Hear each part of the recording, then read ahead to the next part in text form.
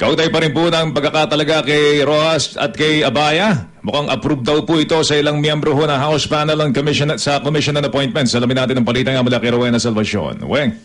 Joel, sa panig ng House Panel sa Commission on Appointments, walang magiging problema ang paglusot ng appointments sina Secretary Rojas at Congressman Joseph Emilio Abaya bilang kalihim ng DILG at DOTC.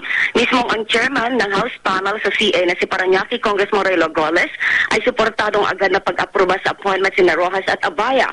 Ayon kay Goles, wala naman siya nakikita o naririnig na magiging question sa kakayahan ng dalawang opisyal. Hindi rin anya menos sa mga ito ang kawalan pa ng karanasan sa sektor na kanilang pangangasiwaan ngayon dahil ang mahalaga, mayroon silang management capability, may tamang policy at alam kung paano ito ipapatupad.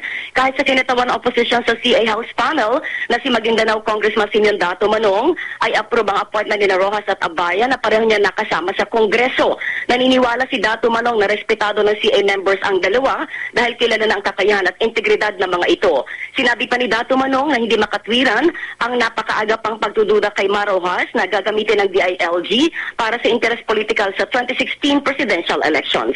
Ang inyong kapuso, Rowena Salvacion ng GMA, nag-uulat sa Super Balita sa Umaga Nationwide.